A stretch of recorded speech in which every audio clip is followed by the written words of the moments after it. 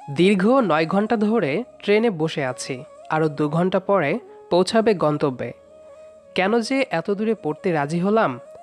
এরই মাঝে আব্বু আম্মু খালামুনি ৫০ বারের মতো কল দিয়েছে। ওদের এমন ভাব যেন আমি ছোট কোনো বাচ্চা, একা চলতে গেলে হারিয়ে যাব। ওরা কেন বুঝে না আমি কি এখনো সেই ছোট্টটি আছি নাকি? তবে ওদেরই বা দোষ দিয়ে লাভ কি? একমাত্র ছেলে বলে কথা। ও, আপনাদের তো আমার পরিচয়টাই এখনো দেইনি। আমি মিরাজ খান, আব্বু আম্মুর আদরের একমাত্র ছেলে। আমরা রংপুরে থাকি। এবার এইচএসসি পাশ করেছি। অনার্স কমপ্লিট করতে সিলেট যাচ্ছি। তবে সিলেটে যাবার পেছনে একটা কারণ আছে। কারণটা হলো সেখানে আমার খালামণিরা থাকে। খালামণির এক মেয়ে, তার নাম নাজিয়া। সে এবার ক্লাস 5-এ পড়ে। আমি বলতে সে অজ্ঞান। বিশেষ করে ওর জন্যই আমার সিলেটে যেতে হচ্ছে। আঁকাবাঁকা পাহাড়ি রাস্তার মাঝ দিয়ে গাড়ি ছুটেছে। পাহাড়গুলো দেখে মন ছুঁয়ে যায়। পাহাড় আমার বরাবরই পছন্দের, তাই আরও রাজি হয়েছিলাম। দেখতে দেখতে ট্রেন এসে স্টেশনে থামলো। আমি ট্রেন থেকে নামতেই খালুকে দেখতে পেয়ে তাকে সালাম দিলাম। আমার সালামের জবাব দিয়ে খালু জিজ্ঞেস করলো, কেমন আছিস মিরাজ? এই তো ভালো আছি খালু, তুমি কেমন আছো? আমিও ভালো আছি। আমি খালুর সাথে কথা বলতে বলতে এদিক ওদিক খুঁজতে লাগলাম। আমাকে ওভাবে তাকাতে দেখে খালু জিজ্ঞেস করলো, কিরে, এদিক ওদিক কাকে খুঁজছিস? না মানে পুচকে আসেনি, ওকে যে কোথাও দেখছি না। ও আচ্ছা, তুই নিজিয়ার কথা বলছিস? না রে, ওকে আনিনি। খালামণি তো বলল ওনাকে আসবে আমায় নিতে। আর বলিস না পাজিটার কথা। এত দুষ্ট হয়েছে যে কারো কোনো কথাই শুনে না। সারাদিন দুষ্টুমি করতেই থাকে। সকালে বাগানে পড়ে গিয়ে ব্যথা পেয়েছে, তাই তোর খালামুনি ওকে আসতে দেয়নি। ও আচ্ছা। তারপর টুকটাক কথা বলতে বলতে গাড়িতে গিয়ে বসলাম আমরা। স্টেশন থেকে খালামণিদের বাড়ি যেতে প্রায় 30 মিনিট লাগে। গাড়িতে বসে টুকটাক অনেক গল্প হলো আমাদের মাঝে। রাস্তায় আইসক্রিমের পার্লার দেখে নেমে গিয়ে আইসক্রিম আনলাম, কারণ নাজিয়া আইসক্রিম অনেক পছন্দ করে তাই। গাড়ি এসে পৌঁছালো বিশাল ডুপ্লেক্স একটা বাড়ির সামনে। দারোয়ান গেট খুলে দিলে গাড়িটা ভেতরে প্রবেশ করে। খালামুনি দরজার সামনে দাঁড়িয়েছিল। আমাকে দেখেই জড়িয়ে ধরে বলল, কেমন আছিস বাবা? আসতে কোনো সমস্যা হয়নি তো? বাড়ির সবাই কেমন আছে? তোর বাবা আমাকে নিয়ে আসলি না কেন? আরে আরে, ওকে তো আগে বাড়ির ভেতরে ঢুকতে দাও। তা না করে একের পর এক প্রশ্ন করেই চলেছ। এতগুলো প্রশ্ন করলে কোনটা থেকে কোনটার উত্তর দেবে গো? ওহ, সরি সরি। আসলে এতদিন পরে মিরাজকে দেখে সব গুলিয়ে ফেলেছি। আয় বাবা, ভেতরে আয়। খালামণির এমন কাণ্ডে আমি হাসতে লাগলাম। তারপর ওদের সাথে কথা বলতে বলতে বাড়ির ভেতরে প্রবেশ করলাম। ঘরে পা রাখতে না রাখতেই সামনে এসে পড়ল একটা বিশাল টেডি বিয়ার। আসলে টেডি বিয়ারটা পড়েনি, নাজিয়া ছুঁড়ে ফেলেছে। আমি খালামণি খালুর মুখের দিকে একবার তাকালাম। ওনারা অসহায় দৃষ্টিতে তাকিয়ে আছে আমার দিকে। মনে পড়ে গেল আসার সময় খালু বলেছিল নাজিয়া অনেক রাগ করে আছে। ভীষণ জেদি মেয়ে নাজিয়া। খালামণি খালুর ভীষণ আদরের মেয়ে নাজিয়া। তাই যখন যা ইচ্ছে তাই করে, ওনারা কোনো বাধা দেয় না। বেশি আদরের ফলে ভীষণ রকমের জেদি হয়ে গেছে সে। যখন যা চাই তখন সেটাই দিতে হয়। খালামণি আমার দিকে তাকিয়ে ফিসফিসিয়ে বলল, বাবা, এবার তুই আমাদের একমাত্র ভরসা। আমার রণচণ্ডী ক্ষেপে আছে অনেক। কিছু একটা কর না বাবা। আমি চোখ দিয়ে আশ্বস্ত করে বললাম, চিন্তা করো না, আমি দেখছি। তারপর গুটি গুটি পায়ে এগিয়ে গেলাম পিচ্চিটার দিকে। পিচ্চিটা গাল ফুলিয়ে সোফায় বসে আছে। গৌরবরণ গায়ের রং, সামনের ছোট ছোট চুলগুলো কপাল ঢেকে রেখেছে। ডার্ক পিঙ্ক ঠোঁটজোড়া উল্টে রেখেছে, যার ফলে ঠোঁটের কোণের কালো তিলটা আরও স্পষ্ট দেখা যাচ্ছে। পিচ্চিটাকে দেখলে যে কেউই আদর করতে মন চাইবে। আস্ত একটা কিউটের ডিব্বা। আমি হাঁটু গেড়ে বসে পড়লাম ওর সামনে। তারপর আস্তে করে বললাম, পুচকি কি রাগ করেছে আমার সাথে? একদম কথা বলতে আসবে না আমার সাথে। তোমার সাথে আরি। লে হালুয়া, আমি আবার কি করলাম? আমি তো এই মাত্র আসলাম। তুমি কিছু করনি, করেছে তো তোমার খালামণি, কিন্তু তবুও তোমার সাথে আরি। কি আর করা, কেউ যখন রাগ করে আছে, আমি তবে যে আইসক্রিমটা এনেছিলাম সেটা অন্য কাউকে দিয়ে দিব। আইসক্রিমের কথা শুনে পিচ্চিটা খুশিতে আমার গলা জড়িয়ে ধরে গালে একটা টুপ করে পাপ্পি দিয়ে বলল, তোমার সাথে রাগ করিনি তো। আমি তো আইসক্রিমটা পাশের বাড়ি রিফাতকেই দিব। আমার কথা শুনে নাজিয়া আমার বাঁ হাতটা টেনে নিয়ে কনিষ্ঠা আঙ্গুলের সাথে ওর কনিষ্ঠা আঙ্গুল লাগিয়ে বলল, নাও, আমার আরি আমি তুলে নিলাম, এবার তো আইসক্রিমটা দাও। বলে পিচ্চিটা হাত পেতে দিল। আমি মুচকি হেসে আইসক্রিমের প্যাকেটটা ওর হাতে দিলাম। বাস, দিতে দেরি, পিচ্চিটা নিয়ে দৌড় দিতে দেরি হলো না। যাক বাবা, বাঁচা গেল। এবার থেকে আর ভাবতে হবে না তোমার মেয়েকে নিয়ে, মিরাজি ওকে সামলে নেবে। যা বলেছ, আমার এই মেয়েকে নিয়ে হয়েছে যত জ্বালা। এখন থেকে ওকে মিরাজই সামলাবে, আমিও কিছুটা হাঁপ ছেড়ে বাঁচবো। ওকে খালামণি, আমি এখন থেকে তোমার মেয়েকে সামলে নেব। আচ্ছা বাবা, অনেক কথা হয়েছে, এবার যা তো তাড়াতাড়ি ফ্রেশ হয়ে আয়। লাঞ্চ করে কিছুক্ষণ রেস্ট নিবি। কতটা পথ জার্নি করে এসেছিস? তারপর আমার জন্য নির্ধারিত করে রাখা রুমে এসে কাঁধ থেকে ব্যাগটা রেখে ফ্রেশ হতে ওয়াশরুমে চলে গেলাম। লম্বা একটা শাওয়ার নিয়ে তোয়ালে দিয়ে চুল মুছতে মুছতে বাইরে বেরিয়ে আসতেই দেখি বিচ্ছুটা বিছানায় বসে আছে। ওর উদ্দেশ্য করে বললাম, তা বিচ্ছু সর্দার, কী কারণে হেতা আগমন শুনি? তোমাকে নিতে এসেছি। আমি ভ্রুকুচকে জিজ্ঞেস করলাম, তা কোথায় নিয়ে যেতে এসেছেন জানতে পারি? এমা, তুমি এটাও জানো না? এখন তো লাঞ্চ টাইম।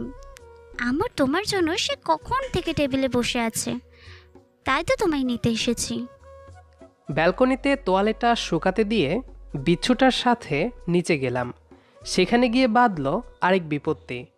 নাজিয়া আমার হাতে খাবে বলে বায়না ধরেছে। আমি পড়লাম এখন মাইনকার চিপাই। আমাকেই আম্মু খাইয়ে দিত, আর এখানে আরেকজন বসে আছে আমার হাতে খাবে বলে। বুঝো ঠেলা, কি আর করা, ওর নাকমুখ লেপটে দিয়ে কোনো মতে ওকে খাওয়ালাম। এত দুষ্টু মেয়েটা বেশ কয়েকবার হাতে কামড়েও দিয়েছে। আমার অবস্থা দেখে খালামুনি তো হাসতে হাসতে শেষ। পরে অবশ্য খালামুনিই আমায় খাইয়ে দিয়েছে। পরদিন সকালে ঘুম থেকে উঠে নাস্তা করে ভার্সিটিতে গেলাম। সারাদিন ভার্সিটি, বিকেলে বাড়ি এসে বিচ্ছুটার সাথে সময় কাটানো, এভাবেই দিনগুলো কাটতে লাগলো। দেখতে দেখতে 4টা বছর কেটে গেল। আমি অনার্স ফাইনাল দিয়েছি, আর নাজিয়া এবার ক্লাস 9-এ। একদিন আমি ঘুমিয়েছিলাম অনেক বেলা পর্যন্ত, কারণ সারা রাত জেগে মুভি দেখেছি, তাই সকাল সকাল উঠতে পারিনি। হঠাৎ মুখে পানির ঝাপটা পড়ছে বুঝতে পারলাম। হকচকিয়ে শোয়া থেকে উঠে বসলাম। সামনে তাকিয়ে দেখি বিচ্ছুটা দাঁড়িয়ে দাঁত কেলিয়ে হাসছে।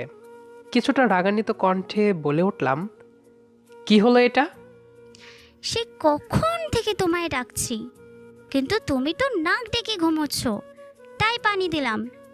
এবার চটজলদি ফ্রেশ হয়ে আসো তো, কাজ আছে। কিসের কাজ? আজ আমাদের স্কুলে যেমন খুশি তেমন সাজু প্রতিযোগিতা, তাই তুমি আমাকে বউ সাজিয়ে দেবে। বউ সাজবি ভালো কথা, খালামণির আছে, তার কাছে যা। আমার এত সাধের ঘুমটা কেন নষ্ট করতে এলি? আমার হাতে সাজবো না, তুমি সাজিয়ে দিবা, এটাই শেষ কথা। সো তাড়াতাড়ি ওঠো তো। বলে আমাকে টেনে বিছানা থেকে নামিয়ে দেয়। কি আর করা, ওয়াশরুমে গিয়ে ফ্রেশ হয়ে আসলাম। তারপর নাস্তা করলাম। তবে নাস্তা করতে আজ আমায় নিচের ডাইনিং রুমে যেতে হয়নি। নাজিয়াই রুমে নিয়ে এসেছে নাস্তা। নাজিয়া একটা লাল টুকটুকে বেনারসি শাড়ি এনেছে পরবে বলে। আমি তো কখনো শাড়ি পরাইনি কাউকে, তাই কিভাবে পরাতে হয় তাও জানি না। তাই ইউটিউব দেখে দেখে কোনো মতে নাজিয়াকে শাড়িটা পরিয়ে দিলাম। তারপর কপালে একটা টিপ দিয়ে তার চারপাশে ফেব্রিক্স দিয়ে আলপনা এঁকে দিলাম। ঠোঁটে গাঢ় লাল লিপস্টিক দিলাম, চোখ ভর্তি কাজল। চুলগুলো খোপা করে তাতে গোলাপের গাজরা লাগিয়ে দিলাম। হাট ভর্তি লাল কাচের চড়ি, মাথায় ওড়না দিয়ে তারপর সামনে দাঁড় করালাম। নাজিয়া মিষ্টি হেসে আমার দিকে তাকিয়ে আছে। এটা আমি কাকে দেখছি? ওকে দেখে মনে হলো আমার কয়েকটা হার্টবিট যেন মিসিং। পিচ্চিটা যেন মুহূর্তেই অনেকটা বড় হয়ে গেছে। নিজের অজান্তেই হাতটা বুকের বাঁ পাশে চলে গেল। নাজিয়ার থেকে চোখ ফেরাতে পারছি না। আজ ওকে দেখে যে কেউই চোখ ফেরাতে পারবে না। আমি অপলক নয়নে তাকিয়ে আছি ওর দিকে, যেন পলক ফেলতেই ভুলে গেছি। স্কুল কলেজ ভার্সিটিতে অনেক সুন্দরী মেয়ে দেখেছি, কত মেয়ে যেচে প্রপোজ করেছে, কিন্তু কখনো কোনো মেয়েকে পাত্তা দেয়নি। সত্যি বলতে কখনো কোনো মেয়ের প্রতি কোনো অনুভূতিই জন্মায়নি। কিন্তু আজ কেন এমন অদ্ভুত অনুভূতি হচ্ছে? নাজিয়াকে তো সে ছোট থেকে দেখে আসছি, কই কখনো তো এমন হয়নি। তবে আজ কেন এমন লাগছে? কেন চোখ ফেরাতে পারছি না ওর থেকে? কেমন লাগছে আমায় বলে না তো? অপূর্ব, ঠিক যেন লাল টুকটুকে একটা পরী বউ। নাজিয়ার হাসি শব্দে আমার ঘোর কাটে। চোখ নামিয়ে অন্যদিকে তাকালাম। তা তোকে নিয়ে কে যাবে? কে আবার যাবে ড্রাইভার আঙ্কেল ছাড়া? তুই নিচে যা, আমি রেডি হয়ে আসছি। সত্যি বলতে আজ নাজিয়াকে একা ছাড়তেই মন চাইছে না। আমি যাব শুনে নাজিয়া খুশিতে দৌড়ে এসে আমার গালে একটা পাপ্পি দিয়ে নিচে চলে গেল। আমি আবুলের মতো দাঁড়িয়ে রইলাম গালে হাত দিয়ে। এমনটা তো নয় যে আজ প্রথম ও আমায় পাপ্পি দিয়েছে, কিন্তু আজ আমার এমন অনুভূতি কেন হচ্ছে? কেন তার বউ সাজাটাই বারবার চোখের সামনে ভেসে উঠছে? কেন মস্তিষ্কে একটাই নাম খেলা করছে? কি নাম দেব তার? ভালো লাগা নাকি ভালোবাসা? ভাইয়া তাড়াতাড়ি এসো, দেরি হয়ে যাচ্ছে তো। নাজিয়ার ডাকে আমার ঘোর কাটে। আসছি দাঁড়া বলেই তারপর তাড়াতাড়ি করে রেডি হয়ে নিচে নামলাম। বাহ, আজ তো আমার মেয়েকে একেবারে সত্যিকারের বউ বউ লাগছে। মিরাজ, বাবা তুই তো ওর সাথে যাচ্ছিস, ওকে কিন্তু তোর দায়িত্বে দিলাম, দেখে রাখিস। সারা জীবনের জন্য দায়িত্ব দিচ্ছ নাকি গো? এমন একটা রাজপুত্রের মতো ছেলেকে কে না জামাই হিসেবে চাইবে শুনি? সে কি গো, আমার মিরাজের কাছে তুমি একেবারে কন্যাদান করে দিচ্ছ নাকি? তবে আমার কোনো আপত্তি নেই তাতে। ওকে জামাই হিসেবে পাওয়া সেটা তো ভাগ্যের ব্যাপার। খালামণি, কি যাতা বলছো তুমি? আমার কি এখন বিয়ের বয়স হয়েছে নাকি? আমার কথা শুনে ওরা হো হো করে হেসে দিল। কারো যেন নজর না লাগে আমার পরিটার ওপর। কথাটা বলেই খালামণি নাজিয়ার কানের পেছনে নজরের টিপ লাগিয়ে দেয়। মনে মনে বলতে লাগলাম, খালামণি, তোমার মেয়েকে নজরের টিপ দেওয়ার আগেই কারোর নজর লেগে গেছে গো। জানি না তোমার সে টিপ এই নজর এড়াতে পারবে কি না। তারপর নাজিয়াকে নিয়ে গাড়িতে বসলাম। নাজিয়া আমার পাশেই বসেছে। ও তো ননস্টপ বকবক করেই যাচ্ছে। আমি মুগ্ধ নয়নে শুধু তাকিয়ে আছি ওর দিকে। কথা বলতে বলতে হাত নাড়াচাড়া করছে। যতবার ওর হাত আমার হাত স্পর্শ করছে, আমার শরীরের শিরাধারা বেয়ে যেন ততবারই শীতল স্রোতধারা বয়ে গেছে। আজ কি হলো আমার? কেন আজ এই অনুভূতির জন্ম হলো? বধূবেশে প্রথম দেখেছি বলে, নাকি আগে কখনো এমন করে ভাবিনি? কোনটা? সত্যি কথা বলতে নাজিয়া জিন্স টপস আর ফ্রক ছাড়া আর কিছুই পরতো না। আজ প্রথম শাড়িতে দেখেছি, তাই হয়তো ওকে যতই দেখছি ততই যেন মুগ্ধ হয়ে যাচ্ছি। তবে কি আমি প্রেমে পড়েছি? মন সায় দিয়ে বলছে, হ্যাঁ, তুই প্রেমে পড়েছিস। 14 বছরের এক কিশোরী প্রেমে পড়েছিস। গাড়ি এসে থামলো স্কুলে। একে একে সব স্টুডেন্টরা পারফরমেন্স করলো। এবার পুরস্কার বিতরণীর পালা। স্যার বিজয়ীদের নাম ঘোষণা করলো। নাজিয়া প্রথম হয়েছে। আনন্দে আত্মহারা হয়ে নাজিয়া লাফাতে লাফাতে আমাকে এসে জড়িয়ে ধরে। নিজেকে পাগল পাগল লাগছে। পৃথিবীর সমস্ত সুখী ব্যক্তি লাগছে নিজেকে। এত খুশি আমি কোথায় রাখি? মন চাইছে পিচ্চিটাকে বুকের ভেতরে থাকা ছোট্ট ঘরটাতে সারা জীবন আটকে রাখি, যেন সে ইচ্ছে করলেও বেরোতে না পারে। বিকেলে স্কুল থেকে বাড়ি আসলাম। রাতে একসাথে সবাই খেতে বসেছি। তখন খালু বলে উঠল, বুঝলে নাজু, আমাদের মেয়েটা দেখতে দেখতে কত বড় হয়ে গেছে। আজ ওকে বউ সাজে না দেখলে তো বুঝতেই পারতাম না। এবার তো পাত্র খুঁজতেই হবে, কি বলো? হ্যাঁ হ্যাঁ আম্মু, তাড়াতাড়ি পাত্র দেখো। আমার শ্বশুর বাড়ি যাবার জন্য না মনটা কেমন কেমন করছে গো। নাজিয়ার এমন কথা শুনে আমি বিষম খেয়ে কাশতে শুরু করলাম। খালামণি তাড়াতাড়ি পানির গ্লাসটা এগিয়ে দিতে দিতে বলল, আরে আরে, দেখে শুনে খাবি তো, এত তাড়াহুড়োর কি আছে? আমি আর চোখে একবার নাজিয়ার দিকে তাকিয়ে আস্তে আস্তে বলতে লাগলাম, খাবারে তো কোনো ভুল ছিল না গো, কিন্তু তোমার মেয়ে যে কথা বলেছে তা শুনে শুধু তো বিষম খেয়েছি মাত্র, তাতে যে দম আটকে মারা যায়নি সেটাই অনেক। কিছু কি বললি বাবা? কই কিছু বলিনি তো। তারপর আস্তে আস্তে কাশি থামলো। সবাই খাবার খাওয়াতে মন দিল। রাতে বিছানায় শুয়ে আছি, কিন্তু আজ কিছুতেই যেন ঘুম আসছে না। তাই ব্যালকনিতে গেলাম। হঠাৎ হাসির শব্দ শুনতে পেলাম পাশের ব্যালকনি থেকে। মনে হচ্ছে নাজিয়া কারো সাথে কথা বলছে।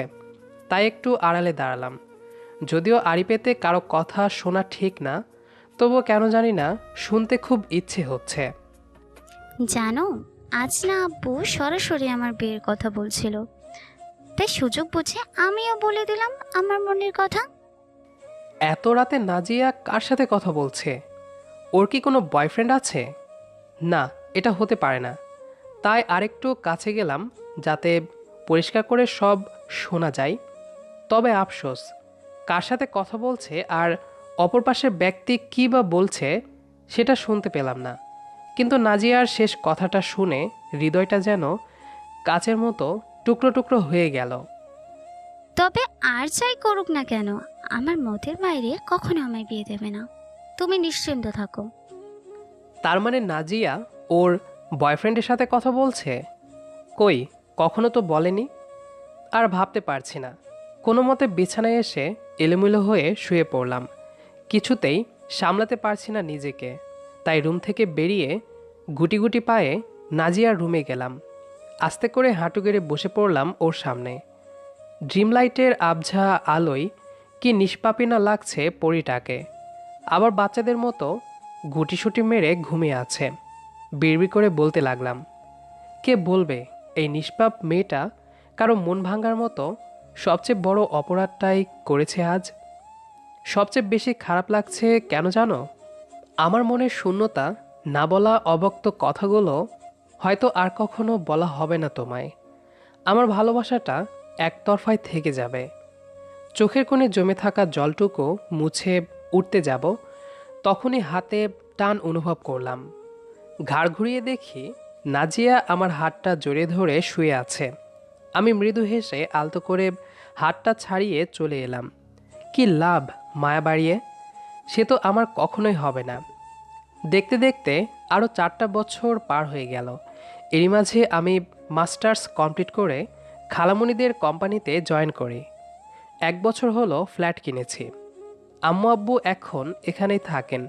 1 সপ্তাহ হলো আমি নতুন একটা কোম্পানির উদ্বোধন করেছি। আমার কাজে সবাই অনেক খুশি।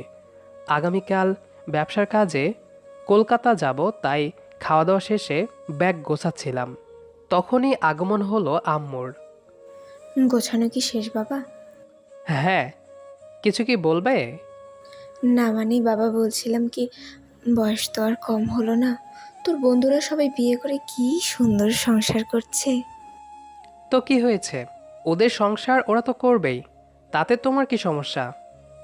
আমারই তো যত সমস্যা। আমি সারা দিন বাড়িতে একা থাকি।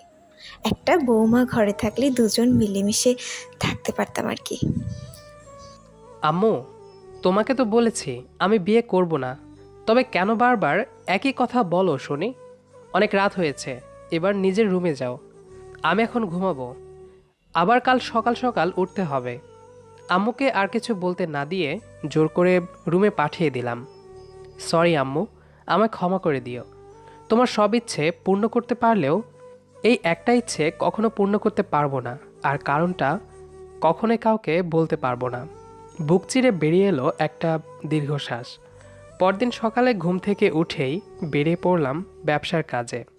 1 সপ্তাহ পর বাড়ি এলাম, কিন্তু অবাক ব্যাপার হলো আমাদের বাড়ি আমি চিনতে পারছি না। চিনব কি করে? আমাদের বাড়ি খালামণিদের বাড়ি খুব জমকালোভাবে সাজানো, মনে হচ্ছে বিয়ে বাড়ি। কিন্তু কার বিয়ে সেটাই তো জানি না।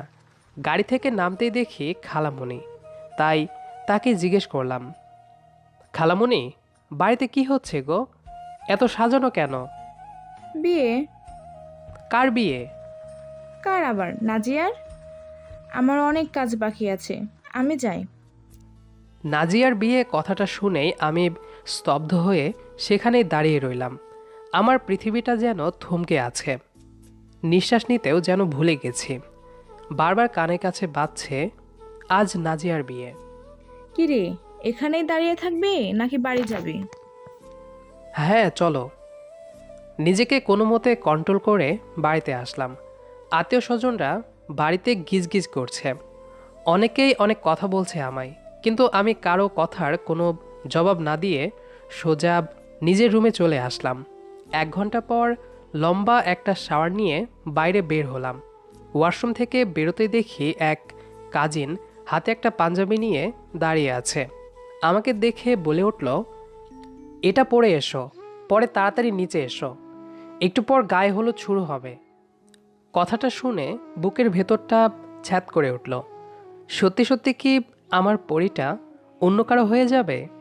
না, আমি পারবো না ওসব দেখতে। তাই কিছুটা রাগান্বিত স্বরে বলে উঠলাম, গিয়ে বল আমি যেতে পারবো না, আমার জরুরি কাজ আছে, আমি এখন বেরোবো। তারপর আমি একটা জিন্স আর টি শার্ট বের করে পরে গাড়ি চাবিটা নিয়ে বেরিয়ে পড়লাম। বাড়ি থেকে অনেক দূরে একটা নিরিবিলি মাঠ আছে, সেখানে এসে গাড়ি দাঁড় করালাম। গাড়ি থেকে নেমে সেখানে গিয়ে গাড়িতে হেলান দিয়ে দাঁড়ালাম। পকেট থেকে সিগারেটের প্যাকেটটা নিলাম। সেখান থেকে একটা সিগারেট নিয়ে লাইটার বের করে যেই জ্বলাতে যাব, তখনই পেছন থেকে কেউ বলে উঠল, পালাচ্ছ নাকি? হঠাৎ কারো কণ্ঠে। আমি চমকে পেছনে তাকালাম। তাকাতেই আমি বাকরুদ্ধ হয়ে গেলাম। কাঁচা হলুদ রঙের শাড়ি, সাথে হলুদ গোলাপের গহনা, যেন হলুদ পরি। খুব ইচ্ছে হচ্ছে একটাবার জড়িয়ে ধরি, কিন্তু পরক্ষণেই মনে হলো সে তো অন্য কারো। কাপা কাপা গলায় বললাম, তো তুমি? হ্যাঁ আমি।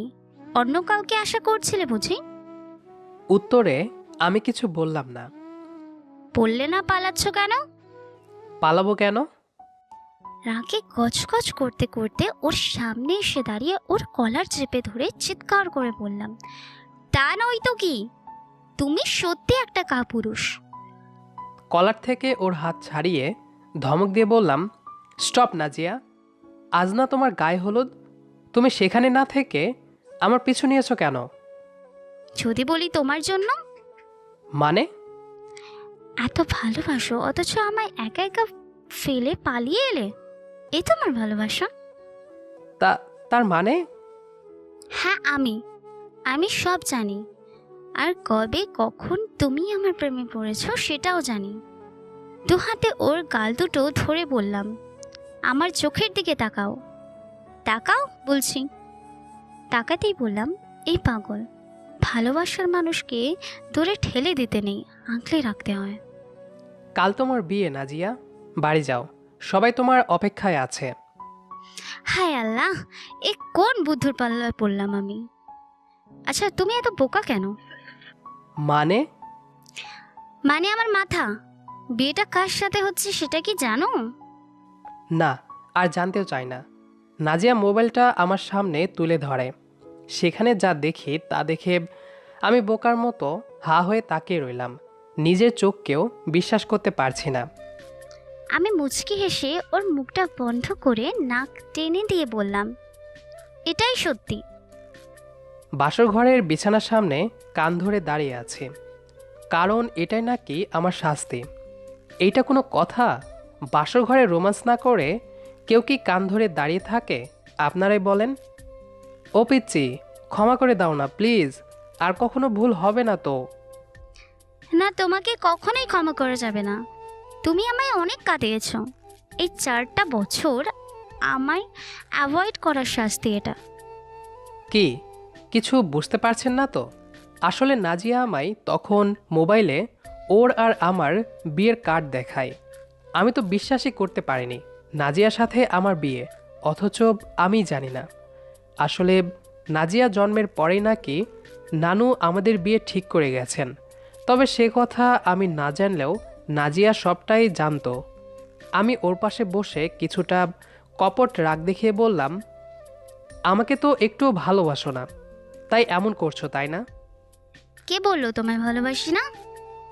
যদি ভালোবাসতে তবে একটিবার হলেও বলতে, আর এমন করে দূরে সরিয়ে রাখতে না। তুমি কি কখনো আমায় বলেছো? কি করে তোমায় বলতাম? তুমি তো সেদিন ফোনে কাকে যেন বলেছিলে। তবে আর যাই করুক না কেন, আমার মতের বাইরে কখনো আমায় বিয়ে দেবে না, তুমি নিশ্চিন্ত থাকো, তাই তো?